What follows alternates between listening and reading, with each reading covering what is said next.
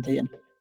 Okay, so again, function is used to it's beneficial when we create larger and larger amounts of code to solve any problems related to programming. So, di ba, people are asking me, sir, is it really necessary to master the basics of function? So, the main purpose of doing it is that it's for your convenience, di ba?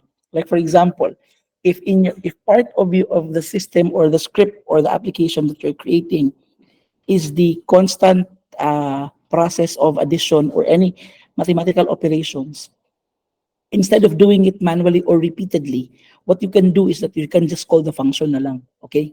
That's one of the concept na you can think of it, or the perspective where you can say na it's quite really beneficial. Okay?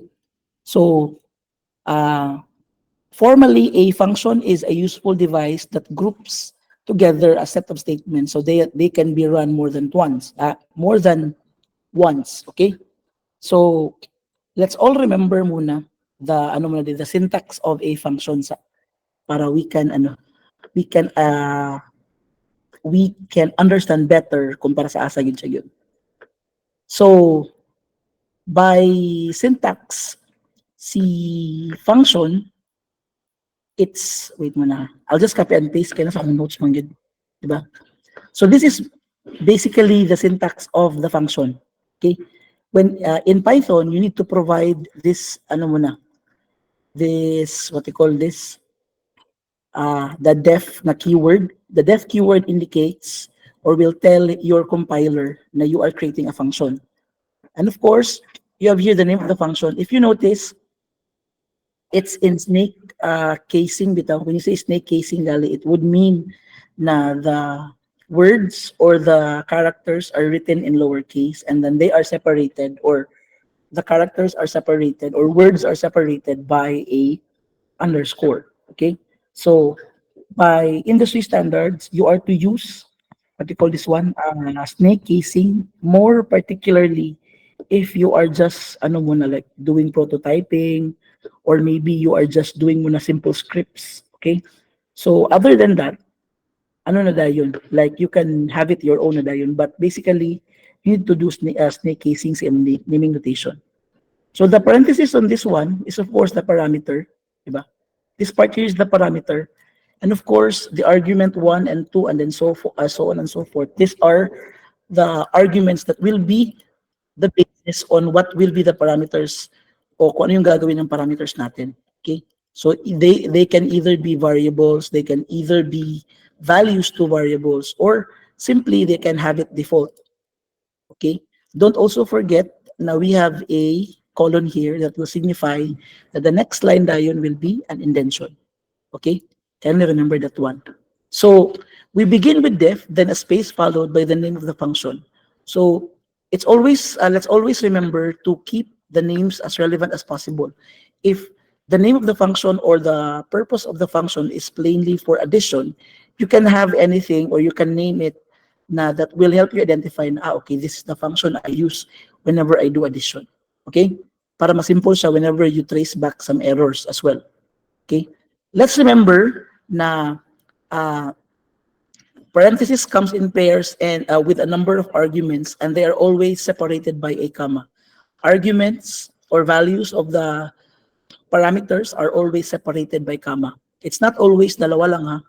Hindi na siya always dalawa. Okay, let's now have an example para everyone will understand. Sige. So that's the syntax. Can you remember the syntax by ay, wait lang. So this one is an example. Okay. So this is a function that says hello. So if you notice in the parentheses, diba, in the parameters, wala akong nilagay na argument. But then I have it here. But after the colon, you have here an indented display of a hello. So if I will call, for example, it will print hello. Now, let's all remember as well na if you will just call bitaw, for example, nakalimutan mong maglagay ng parenthesis, ito yung magiging output. Okay? It will just tell you na this is a function name say hello. Okay? So don't forget to write or to include parenthesis on it because that's the standard or yan yung dapat na ginagawa. Okay? So if you forget the parenthesis, it will just simply display the fact that say hello is a function. Yan yung nangyayari ngayon. Now, how do we accept parameters? So for example, in this function that I will be sharing with you, for example, ito. This is a function. This is a function that greets anyone based on the name provided as an argument. Diba? So you have here function na greeting, and then the argument will be the name. So any name input or name value na ibibigay mo dito sa argument will be displayed as hello, and then it's concatenated with the name dahil. So for example, I will run this one, and then I will call greeting with the name, for example, Nepal. So obviously, yung mangyayari is that it will call Neptali as the value for this particular function, diba? So hello Neptali. Sir, can we have na ano siya? Like what you call this one? Like numbers? Pwede din naman. Kasi nga hindi siya kagaya sa Java bitaw, diba? If you notice or if you could still remember, in Java, when you would want to have a function that only accepts integer, you need to declare it. But in Python, they will identify it based on the value. You can even have a, what you call this one? You can even have a list or ano pa ba, tuples or dictionaries as values sa ano, sa imong function nimo. Pwede siya inana. Okay? Now, part also of functions is that we have return, di ba? So far, we've only seen print being used today. But if we actually want to save the resulting value, like for example, numbers or count, it's not only counting numbers, but numbers that will provide us with numerical value. We now then use the return keyword. Okay? So later on, I will be providing an example or a demonstration that will differentiate a, what do you call this one, a return and then a print, kung anong pagkakaiba ng dalawa, so that you will understand. Okay? So basically, if you have a return, di ba? So the return dahil will indicate kung ano yung ipapalabas niya na value. Okay?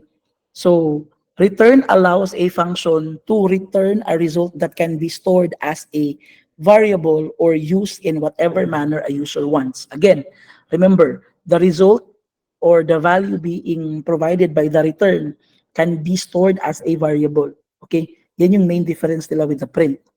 Now, if I will try to create now a function that will add two numbers, you might be wondering, sir, nga nung paspas ka makatype. Ako lagi copy-paste sa akong notes sa last nga no palita malangay. Okay? So, for example, I will be creating, or I created here, a function that will add two numbers. Diba? So, the add num is the function name, and then you have arguments num1 and num2. So, the return here, diba? The return here, there are two possible man nga ang sinagali na there are two possible outputs for a return. It could either be a Boolean value or a sinagali a value that can be stored. It could either be a numerical or character type na value. Okay. Now, if I will run this one and then I will call the function, for example, add num 3 and 2, of course, it will have here na yung result niya dayon is 5. So if you notice, di ba, pag di ba in Python, pag ganito, that would indicate na this is an output that can be used as a value to a particular variable, di ba? Yan yung that's one we can notice ba, di ba? So what happens if we input two strings on this one? So for example, you happen to, di ba, we are not quite familiar man with functions as of the moment. For example, yung ginawa mo is that you type only 3 yung mga words bitaw. Like instead of having numbers, look what will happen na. Example, 3 tapos 2. Ito yung mangyayari. It's being concatenated as 1 na din siya dayon. So of course, it defeats the purpose of the function. So might as well provide na lang yun a correct sinagali. Later on, kaya may mga sinagali proactive conditions man yun na you can implement para sa user input bitaw na it will only really accept numbers or integers. Okay? But later pa na siya na to So that's for for the result. Now, the very common question na I always encounter is that, sir, you're telling us about the print and then the return. What's the difference between the two dayon? Okay. So the return keyword allows you to actually save the result of the output of a function on a particular variable. The print naman, on the other hand, simply displays the output to you but doesn't save it for future use. So for example, gawa tayo ng dalawang function para we can really, what you call this one, differentiate. So for example, ganito, di ba? So this is a function, ayan, yung print result, and then I will now create na po dayon another na po nga function para dili siya sinagali, para we can really differentiate. Okay. So yung isa is print result, the other one naman is return result. Okay? So they will be using the same variable. It's still okay. So for example, ito sa print result, print underscore result. I will have here 1, 2, but you only have 3. But if I will have return underscore result, tapos 1 and 2, sige. Based on this, what can you see man, or what's the main difference man ng dalawa? What did you notice, guys? Sige daw, by just looking at it, anong pagkakaiba nila? When you run the two codes, the same values. What did you notice, man? Who can tell me?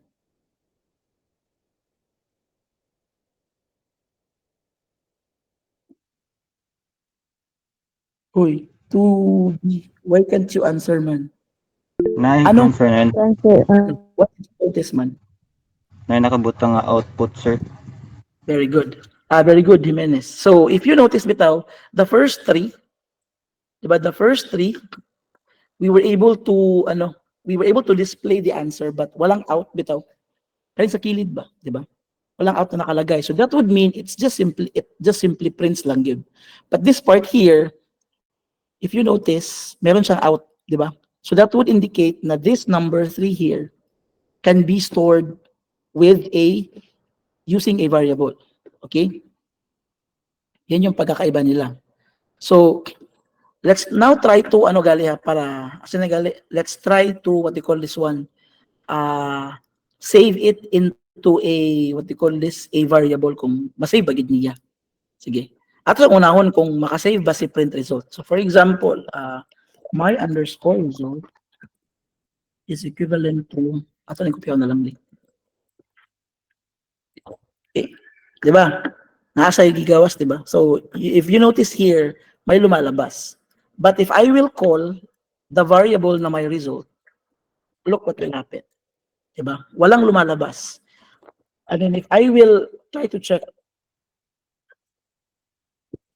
diba, it's non-type. Okay?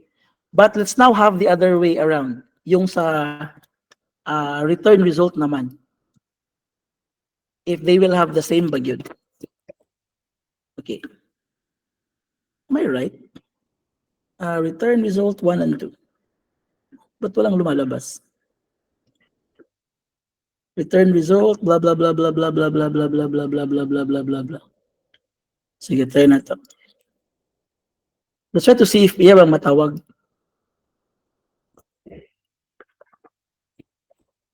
Ayan, di ba?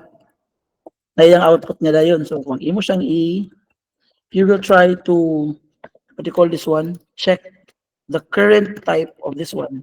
It will tell you na it's integer. Okay? So, on this part here, automatically, it prints the 3, but it does not save it to the variable. On this other way around, you have it here.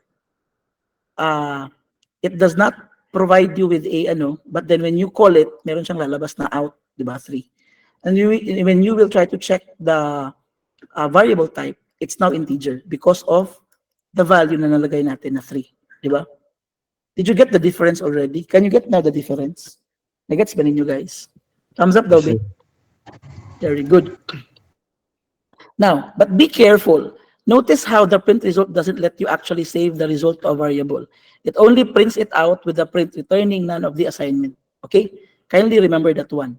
So another as well is that another bitaw na you can also use with function is your logical operators. Diba? The things we have discussed in our previous topics doon sa doon sa midterm, prelim, papuntang midterm, you can implement that one in functions.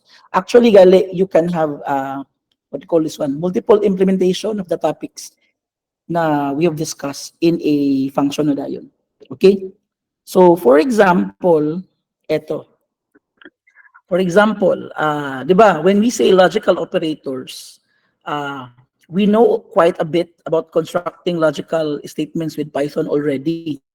So, for example, if else statements, for and while loops. And then, yung very common example is that yung checking if an item is in the list or not in the list, diba, which was discussed in our useful operators. Now, let's try to do yung basic bitaw na pag when we would want to check whether a particular number is a odd or even. Sige, try nato. So this is a function I've created.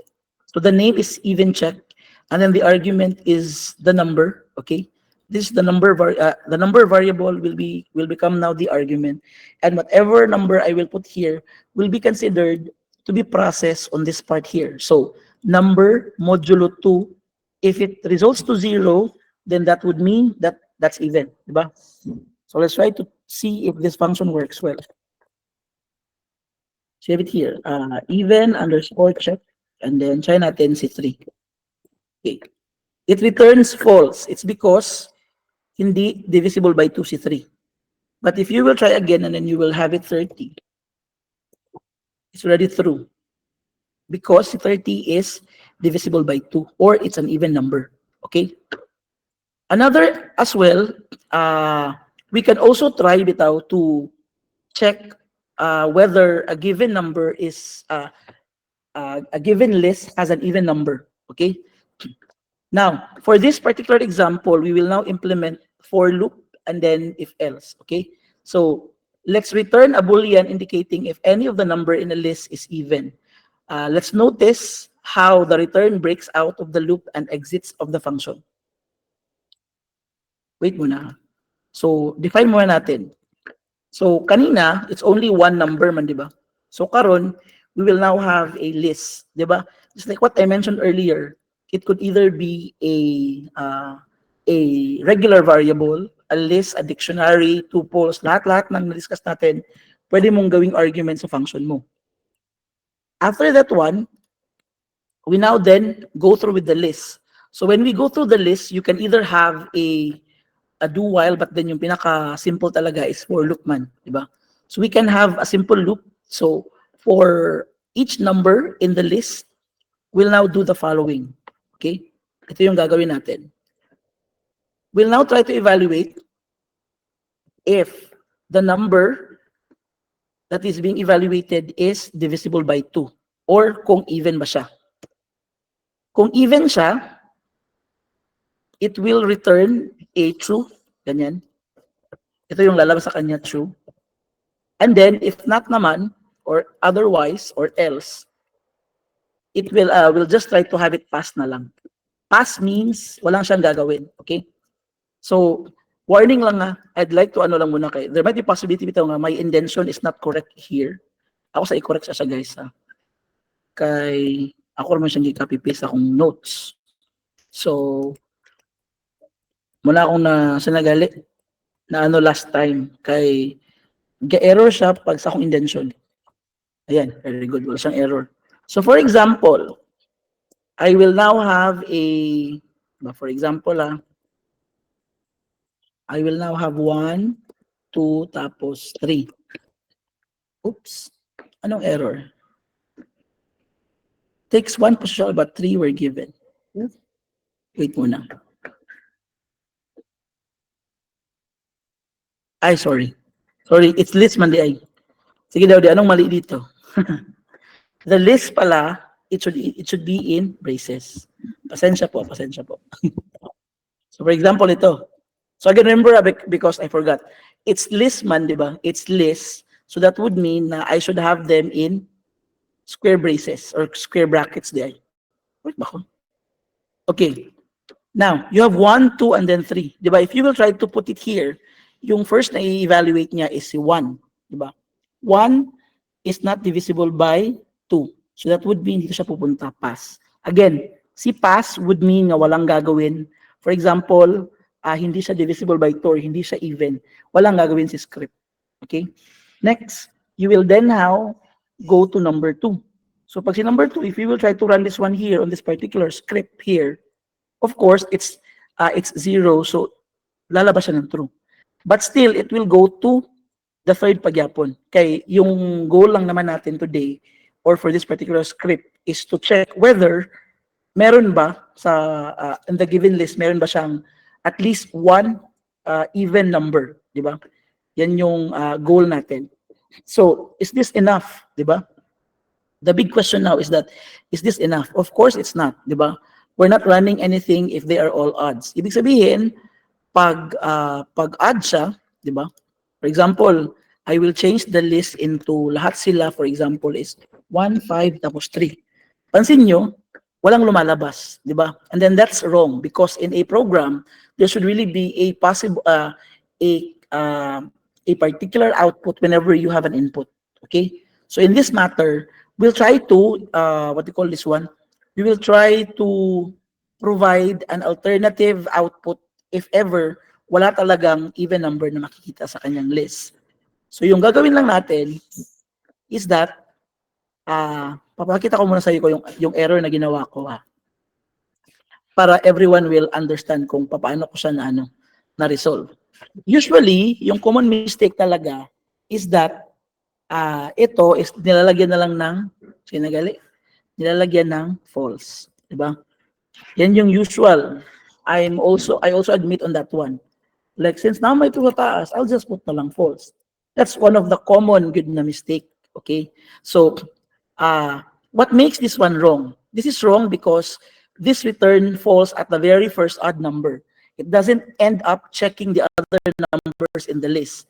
Ibig sabihin, for example, I will run this one, and then if I will have the list bitaw, na 1, 2, and then 3, yung nangyayari is that it will stop, di ba? It will stop since it already provided man here, di ba?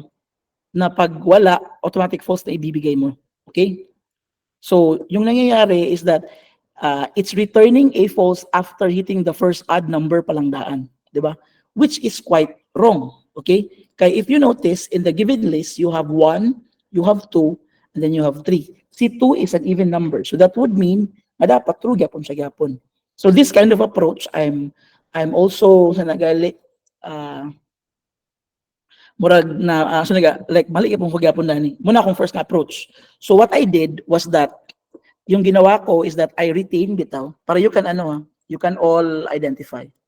So as I was looking into it, kaya I was reviewing my notes. The good approach daw is that I will have it here pass and then I will just have it here bitaw dayon nga mag-return din siya sa false without going out sa nagali. I will go out sa loop, di ba? This part here man is the loop, di ba? So anything na anything bitaw na dili indented dani, that would mean that's not part of the loop. So ang gibuhat nako or what I did was that I went out of the loop and then I returned dayon the value na false para it will continue bitaw. It will still continue to do its thing in evaluating even if nakuha niya nga na ay false sa first hit pa lang daan, but then it will still continue. And then by the time dayon nga it will be able to evaluate nga nga what you call this one nga wala gyoy even number on that one, that will have it will then go to the return false na dayon. Like mauma na siya. Okay? Atong testingan. Let's try it para gyud makaroon nato. Di ba? If you notice the indentation, kindly notice the indentation na I went out sa loop, di ba? I went out sa loop but I did not went out sa function, di ba? Kay it would mean nga if ako siyang ibutang dani, that's already outside of the function. Tanaw gali Oh, return is outside the function. But if I will do an indentation, it's outside of the loop but it's still inside the function. So for example, di ba? Kanina, when I did this particular script, automatically, sa first hit pa lang daan, unsa man, nag-false na siya. But on this particular script na I corrected, I still get to go through with the list, 'di ba? Even if 'di ba kay pag false siya, pass lang din kadayon. But still I will still go through to the second number, the third number, and then the number that comes after it. And then if wala gid siya gyud, for example, 'di ba? If everything will be passed, of course, dito siya pupunta dayon. Okay? No? Kita ninyo guys, ang difference. Hello. Nakita ba ang difference? Wala. Okay. Yes, sir. Sige. Kung may pangutan na mag-ask me a question ba ha? Now, we would, let's now try to have it a little bit complicated. Okay? We now want to, like, how do we have a script bitaw nga that will provide us na lahat ng even numbers is ipapakita niya. But this one is just identifying man whether there is a even number in the list or wala. So right now, what we will try to do is that let's add more complexity to the script, and then we will try to return all of the even numbers in the list. Otherwise, kung wala talaga siyang even number, then the list will be empty or it will provide an empty list. Okay. First natin gagawin, ito muna. So let's try to define another na pod, or redefine I will try to redefine the check even list. But this time, I will need to have a variable, a particular variable na sinagali list, para this is where I will put dayon all of the even numbers na makukuha ko sa list na ibibigay ni user. Okay? So same lang din naman.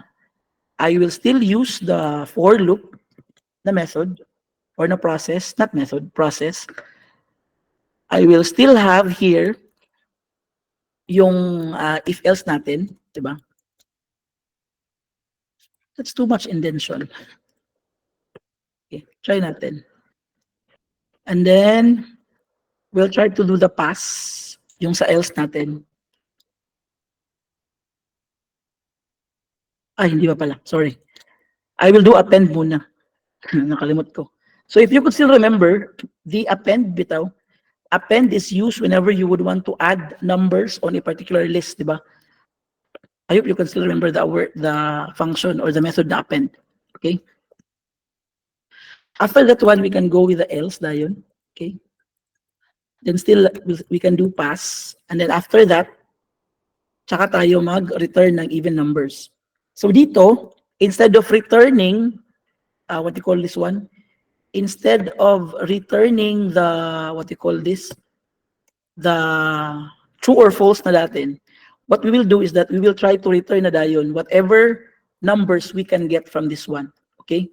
So lahat ng numbers that will be considered as even will be put here. So after that one dayon is we will try to return dayon the value or the numbers from this one using the return na keyword. Okay? On the first run, I'll be honest medyo mag-error na siya because of my indentation. Ginako ko na ko yun. Diba? Look at this one. Unexpected indentation. Wait muna. So usually what I do is that something like this one. And then, so if you will, what do you call this one? If you will be having a problem in indentation, kindly ano lang dayon. Sige na gali. Trace back your code. Does not match the outer indentation. Yan. Okay. So again, pasensya ha, kaya sa akong indentation gini siya gyud.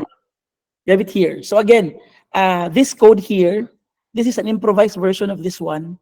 Kung kanina, what this particular function does is that it only tells us whether there is a even number or not, di ba? Right now, yung improve natin na list is that it will both identify the even numbers and then ipapakita niya kung ano yung mga numbers na yun. Gets ba natin? So for example, dito, lagyan natin ng 1, 2, 3, 4, 5, 6, 7, 8. Okay? Look what happened, di ba?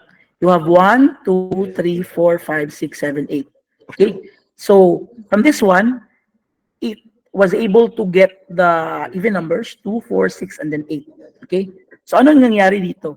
So, for example, di ba this one is empty pa man, di ba? Para klaro sa tanan na. I'll just get through with the first process lang. On the first process, this one is empty, di ba? And then this one, for every number in the num list, so yung first niya is si 1, di ba? So 1 is not divisible by 2. Ibig sabihin, dito siya pupunta.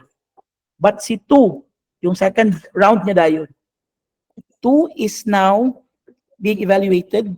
2 is divisible by 2, so that would mean it's an even number. Di ba? So from empty list, this one becomes daw dayon 2. Okay?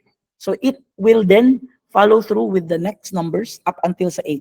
That's why 2, after that, 3 na po dayon. So si 3 is passed. 4 is in the list. 5 is passed. 6 is in the list because it's divisible by, divisible by 2. And of course, you have 7 is passed. 8 dayon is inside the list. So after all of the process here, even numbers dayon will be returned or displayed after that one. Okay? Yan yung ano niya. Nakuha ba? Hello? Yes, sir. Okay. Diba, that's quite simple in ano. Let's remember lang yun na we have a method in list na we can use to append. Instead of doing it on the manual, you can just use na lang the append. Okay? Do remember na pag mag-append ka, you need to indicate kung ano yung number na i-append mo. So for this particular example, yung number that is being evaluated uses the number man na variable. That's why yan yung nilagay natin dito. Okay? Usually talaga, if it's quite complicated na, and then, I don't know, but most of the codes I've written earlier, kay ang ilang problem kay indention man gyud kay. Sayang, sobraan nato, di ba? But just ano lang, like trace back lang dayon pag indent, para gyud makita nimo. Okay? Now, aside from lists, you can also do, you can also do tuple unpacking in using functions. Diba? That's quite ano, kumbaga, what you call this one, it's quite high, quite complicated, but kung imo siyang maano karon kay, dili siya ingon nga inana siya galisod good. Just, let's just go back to the basics muna. Okay, let's all remember, diba? Let's all remember, or maybe we can recall siguro, diba? Let's recall that we can look through a list of tuples and unpack them using the following, using the values that are being formatted according to what we have provided. So for example here, the variable, diba? Stock prices, and we have here Apple, Google, and then Microsoft with coordinate, with paired bitaw na value, numerical value. Apple is 200, Google is 300, Microsoft is 400. Now, if we will try to run through them in for loop, okay, and then we'll have them unpacked using bitaw, the one we have discussed bitaw in our earlier discussions, diba? So for in every item in the stock prices, yung ipiprint lang natin is yung by per value. Instead of list, we'll now do unpacking, diba? So you'll be provided with this kind of output na dayon.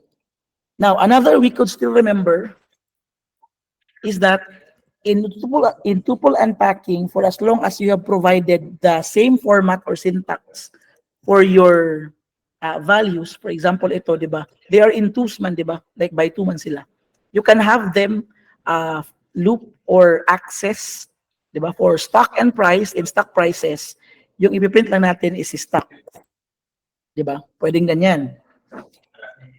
You also have, kung ayaw mo ng stock, then you will go to the price. So obviously, yung papakita niya are the prices lang, diba? So yan yung ano natin, a simple recall of tuple unpacking. Ha? Now, how do we do that one, or how do we do that one using functions? So similarly, functions often return tuples to easily return multiple results for later use. So let's all imagine na, for example, let's create na lang, we'll not use na lang the list kay para lain na sad.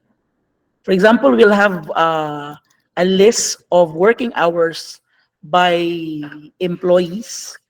Okay. Try natin. So this is a list or a variable that has a list with values of employees together with their number of hours. For example, Abby got 100 hours, Billy got 400, Cassie got 800. So if I will run this one, nothing will happen because it's not being used. So yung goal natin for this particular example is that we will try to identify kung sino sa kanila yung top employee of the month. So accordingly, the top employee of the month is the person who renders more hours compared to other employees. So with manual inspection, we can clearly see na yung top employee natin is si Cassie. But how do we do that one in functions? Okay? Paano siya ginagawa in functions? So let's have muna a function. Let's create a function that will check the work hours of the employees. Diba? And then I will add two variables. The first one is what they call this? The variable that will set the current, that will identify or that will hold the highest number of hours. And then another variable that will hold the name of the employee. Okay, the corresponding name of the employee. After that, we can just simply walk through na po dayon using what you call this for loop. So let's say, di ba, kanina, di ba, I've presented this one month, di ba, na in tuples, we can create a format para we can easily access. So we will try to use this kind of approach here. So in for loop, for example, we have employee, di ba? This one is the employee. The other one dayon is the hours. So we will base all of the values from the work hours na variable na ginamit natin kanina. After that, we'll try to have an if-else condition. Okay. You have it here.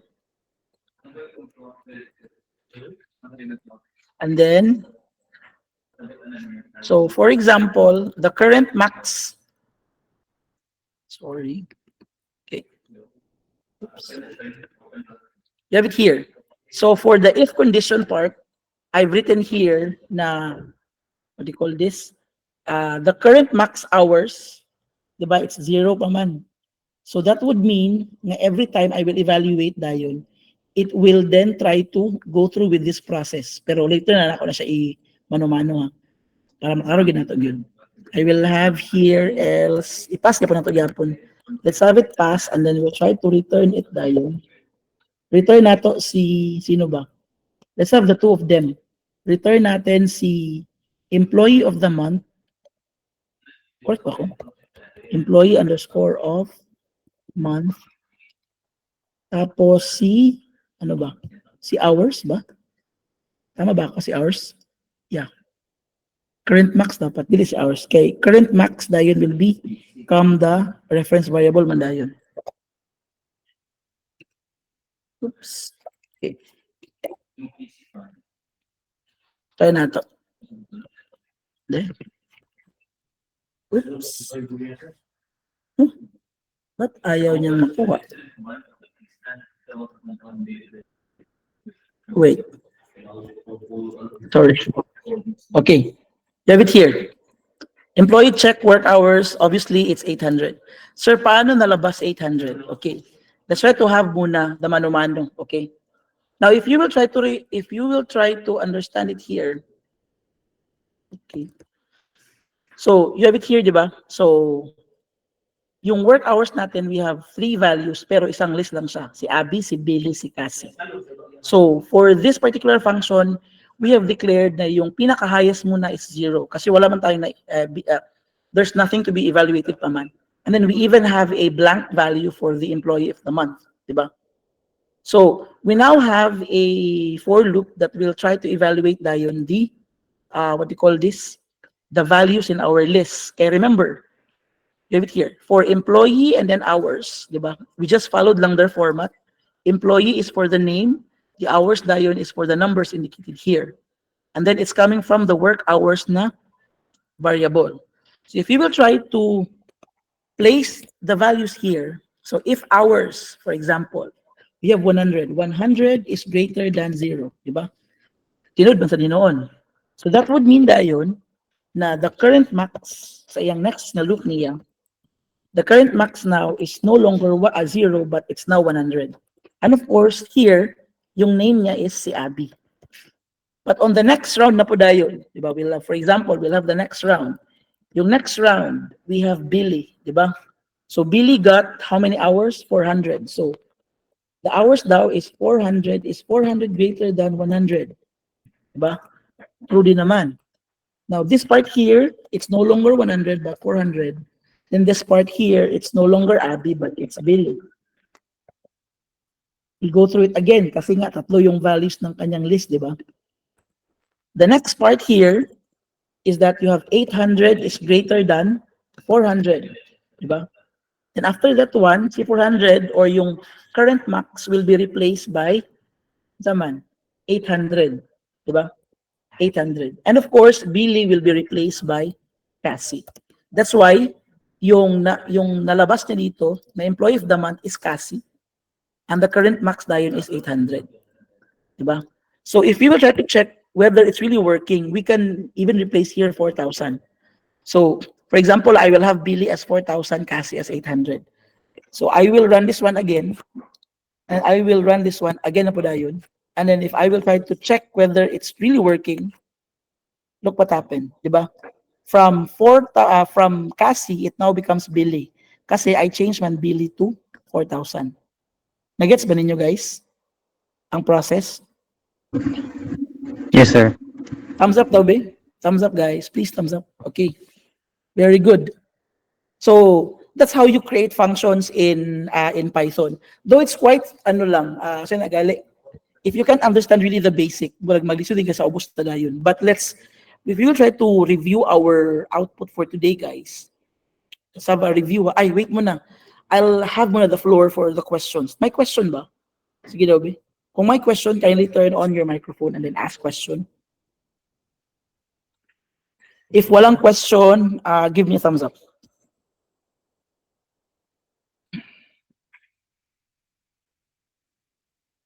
Okay. So walang question, ang galing niyo naman. I think it's quite manggit. Like the examples I've given is quite simple. Padili kasi ingon na Now, for this particular let's now try to review our output for today. So from our discussion for today, we are able to learn how to do naming notation for function. Again, let's all remember the snake casing. Lahat lowercase and then everything is separated by a underscore. Okay? Let's all remember as well na when we call the function, dapat yung parenthesis or yung parameter is included because if not, then that would indicate na it will only return lang the name of the function. Okay? So you can have arguments inside the parameter, either character type, string type, list, dictionary, lahat ng possible variable or data types that you can think of, pwedeng ang gawin sa Python functions. Another as well is that you can do addition, di ba? Addition yun. You can return values using function, okay? And we were able to differentiate si print tapos si return. Again, si print, it does not save or it does not allow saving a value to a variable, di ba? That's indicated here. Si return naman, on the other hand, does the other way around.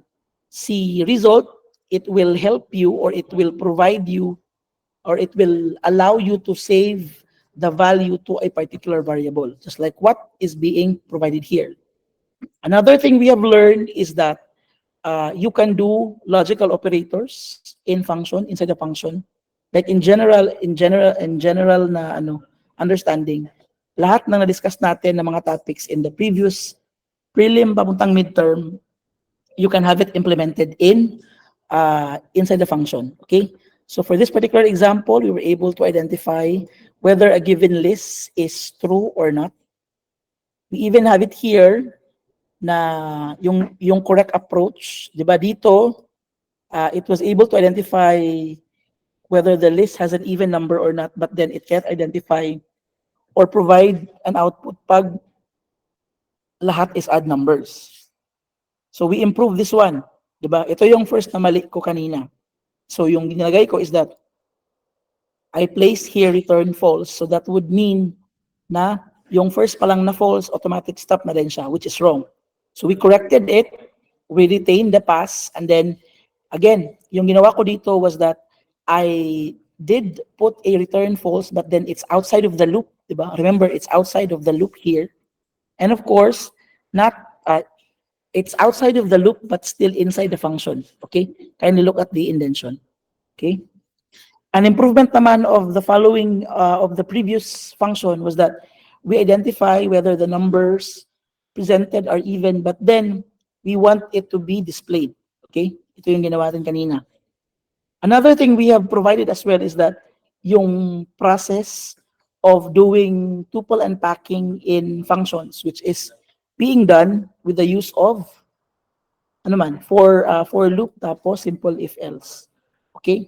So the things we have discussed really in our previous topics are essential to what we are currently doing right now. Okay? So if you have questions, you might as well ask it now so that we can address it. Okay? Okay. So walang question. Since wala lang question, I'd like to everyone na by Friday I will be posting man a recorded video of me explaining the task performance. But heads up lang daan. Yung task performance natin is about functions man, di ba? So, yung mangyayari is that we will do a reverse na po dayon. If for this particular task performance na gagawin ko is that I will be providing the output and then kayo na yung gagawa or you will try to analyze kung paano siya ginawa sa function. Okay? So, that's your TP, but more of the details will be provided na po dayon sa Friday.